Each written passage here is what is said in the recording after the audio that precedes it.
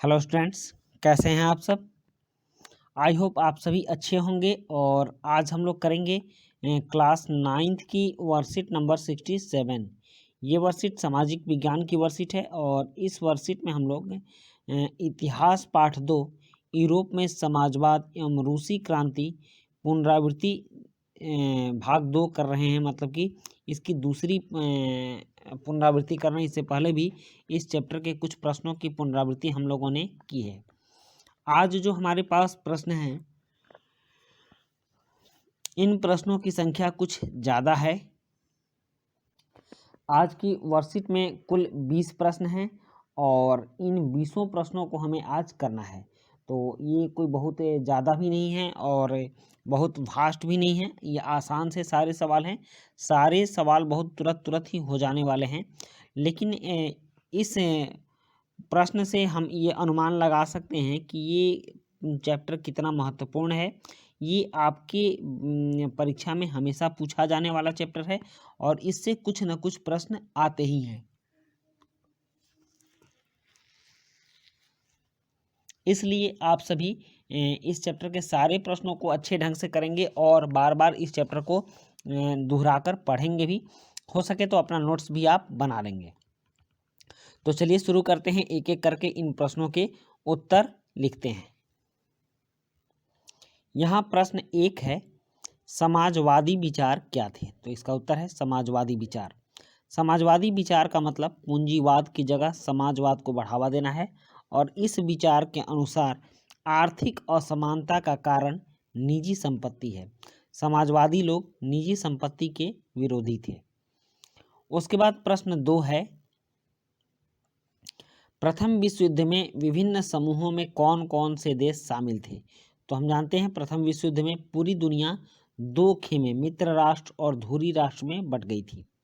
मित्र राष्ट्र, इसमें इंग्लैंड, संयुक्त राज्य अमेरिका, रूस तथा फ्रांस थे और धुरी राष्ट्र में जर्मनी, ऑस्ट्रिया, हंगरी और इटली। उसके बाद प्रश्न 3 है, उदारवादी कौन थे। उदारवादी निजी संपत्ति के बारे में क्या विचार रखते थे। तो इसका उत्तर है, उदारवादी विचारधारा के लोग राजतंत्र के विरोधी थे। यह निजी संपत्ति के पक्षधर थे। यह लोग धार्मिक समानता तथा नागरिकों के अधिकारों के पक्षधर थे।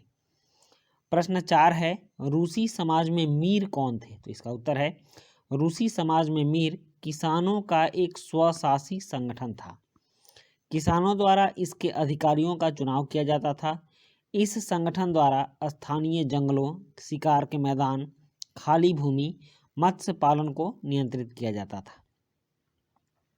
और प्रश्न 5 है, रूसी क्रांति से संबंधित खूनी रविवार की घटना का वर्णन कीजिए।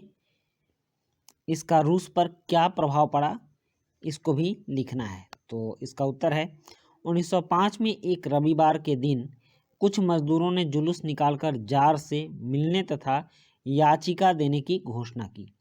जार के सैनिकों ने उन पर गोलियां चलाईं। इस घटना में 1000 से अधिक मजदूर मर गए और सैकड़ों घायल हो गए। इस घटना को खूनी रविवार की घटना के नाम से जाना जाता है। इस घटना के साथ 1905 की रूसी क्रांति की शुरुआत होती है और प्रथम रूसी संसद ड्यूमा का गठन होता है। हम जानते हैं अभी भी कि रूस के संसद का नाम ड्यूमा है। उसके बाद है, कार्ल मार्क्स के समाजवाद के बारे में क्या विचार थे। कार्ल मार्क्स समाजवाद के सिद्धांत के समर्थक थे। उन्होंने तर्क दिया कि उद्योगपति और पूंजीपति श्रमिकों द्वारा किए गए कठिन परिश्रम के कारण मुनाफा कमाते हैं। मतलब ये जो उद्योगपति हैं और पूंजीपति हैं, श्रमिक जब मेहनत करते हैं तो इनकी फैक्ट्रियां चलती है और इन्हीं के मेहनत से ये मुनाफा कमाते हैं, परंतु पूंजीपति मुनाफे को श्रमिकों के बीच साझा नहीं करते हैं। कार्ल मार्क्स का मानना था कि उत्पादन के संसाधनों पर समाज का अधिकार होना चाहिए।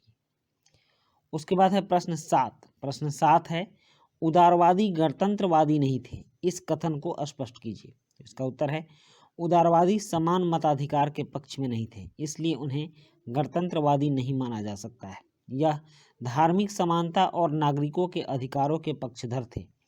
उदारवादियों का मानना था कि वोट डालने का अधिकार केवल संपत्तिधारियों को ही मिलना चाहिए। उसके बाद प्रश्न 8 है, स्टालिन का सामूहिकीकरण कार्यक्रम क्या था, वर्णन कीजिए। तो इसका उत्तर है, स्टालिन का सामूहिकीकरण कार्यक्रम रूस 1929 में स्टालिन ने कोलखोज बनाए। सामूहिक खेती को कोलखोज कहा जाता था। इसका उद्देश्य अनाज के उत्पादन में वृद्धि करना था। रूस के सभी किसान सामूहिक खेती पर मिलजुल कर काम करते थे।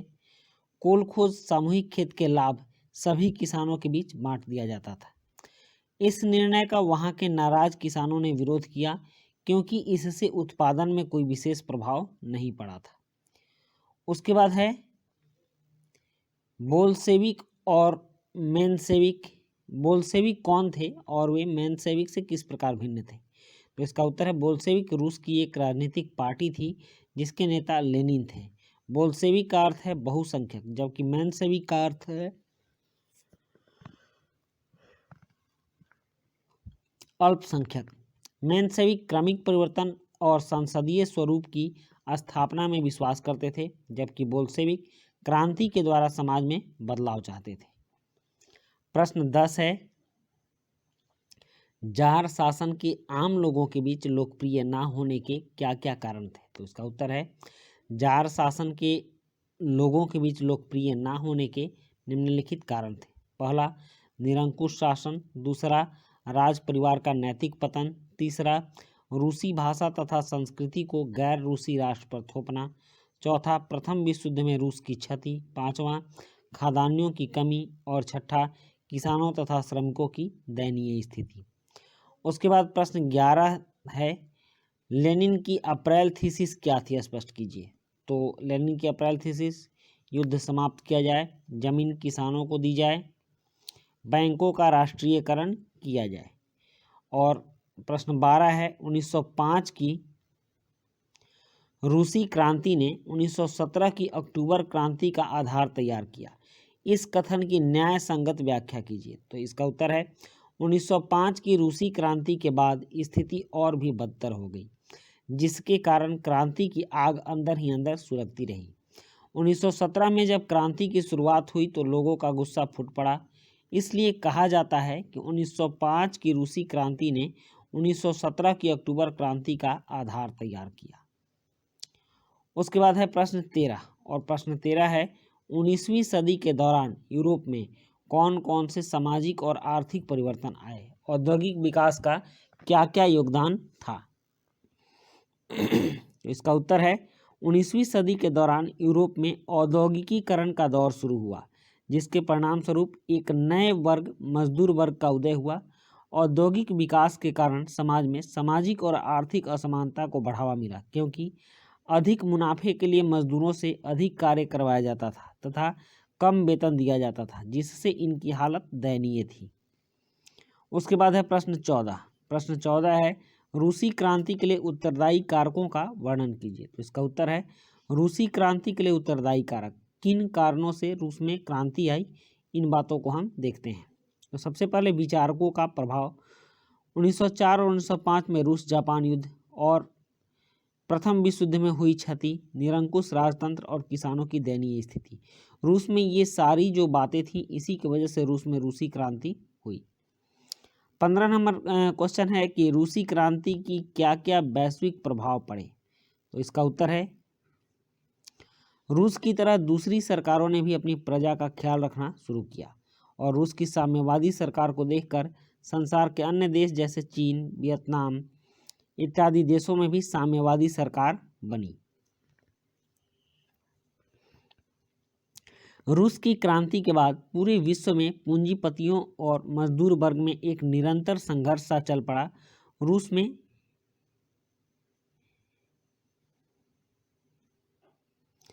किसान, मजदूर, ये सब जो थे, उसके यहाँ थोड़ा सा लाइन कट कर गया है। रूस में किसान मजदूर मिलकर सरकार बनाते थे, और इससे इनकी जो सामाजिक स्थिति है वो अच्छी बनी, तो पूरे विश्व में भी इनको अच्छे नज़र से देखा जाने लगा। इसको आप जोड़ लीजिएगा। उसके बाद है प्रश्न 16। प्रश्न 16 में है कि रूसी क्रांति में लेनिन का क्या क्या योगदान रहा। तो इसका उत्तर है लेनिन बोल्शेविक पार्टी का प्रमुख था। इसने जार पर दबाव बनाकर रूस को प्रथम विश्व युद्ध से अलग किया। अक्टूबर क्रांति में बोल्शेविक का नेतृत्व कर लेनिन ने साम्यवाद की स्थापना की। और उसके बाद है प्रश्न 17। 17 नंबर प्रश्न है कि रूसी क्रांति ने रूसी समाज को किस प्रकार प्रभावित किया। क्रांति के उपरांत गृह युद्ध के हालात क्यों बन गए। तो इसका उत्तर है रूसी क्रांति के प्रभाव। रूस में समाजवाद की स्थापना की गई, रूस में राजतंत्र का अंत हो गया, किसानों और मजदूरों की दशा में सुधार हुआ, संसाधनों का राष्ट्रीयकरण कर दिया गया। और उसके बाद है गृह युद्ध के कारण कि रूस में गृह युद्ध क्यों हुआ। तो 1917 के बाद कई समूहों ने लेनिन के बोल्शेविकों का विरोध किया। इस समूह में राजशाहवादी, उग्रवादी तथा कुछ विदेशी राष्ट्र शामिल थे। इसी के परिणाम स्वरूप गृह युद्ध शुरू हो गया। उसके बाद है प्रश्न 18। प्रश्न 18 है कि बोल्शेविकों ने अक्टूबर क्रांति के फौरन बाद कौन कौन से प्रमुख परिवर्तन किए। तो इसका उत्तर है बैंकों का राष्ट्रीयकरण किया गया, भूमि को सामाजिक संपत्ति घोषित किया गया, बोल्शेविक पार्टी का नाम बदलकर राष्ट्रीय कम्युनिस्ट पार्टी कर दिया गया। और उसके बाद प्रश्न 19 है रूस में 1917 की फरवरी क्रांति और अक्टूबर क्रांति के बीच तुलना कीजिए। तो इसका उत्तर है 1917 की रूसी क्रांति दो चरणों फरवरी क्रांति और अक्टूबर क्रांति में हुई थी। फरवरी क्रांति से रूस में जार के शासन का अंत हुआ। फरवरी क्रांति के करेंस्की के नेतृत्व में अस्थायी सरकार का गठन हुआ, जबकि बोल्शेविक के नेतृत्व में अक्टूबर में दुनिया में पहले मार्क्सवादी राज्य की स्थापना हुई। मार्क्सवादी सरकार का गठन लेनिन के नेतृत्व में हुआ और इस क्रांति के बाद रूस में एक दलीय प्रणाली की शुरुआत हुई। उसके बाद प्रश्न 20 और अंतिम प्रश्न है कि प्रथम विश्व युद्ध का रूस पर क्या प्रभाव पड़ा, विस्तार पूर्वक लिखिए। तो इसका उत्तर है प्रथम विश्व युद्ध का रूस पर प्रभाव। रूस के पास धन और सैन्य शक्ति और अस्त्र शस्त्रों का अभाव था, जिससे रूसी सरकार ने किसानों को बलपूर्वक सेना में शामिल करके बड़ी संख्या में युद्ध के मैदान में भेज दिया। एक अनुमान के मुताबिक प्रथम विश्व युद्ध में 17 लाख सैनिक मारे गए, 5 लाख लोग घायल हुए तथा 20 लाख बंदी बनाए गए। ऐसी स्थिति में युद्ध से पीड़ित सैनिकों के परिवारों तथा पड़ोसियों में सरकार के विरुद्ध विद्रोह की भावनाएं पनपने लगी। यह भावना ही आगे चलकर रूसी क्रांति का कारण बनी।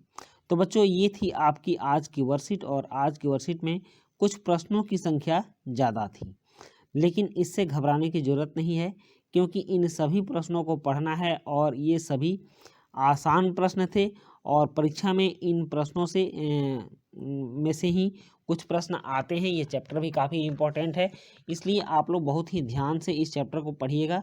तो मिलते हैं हम लोग नेक्स्ट वर्कशीट में। Thank you.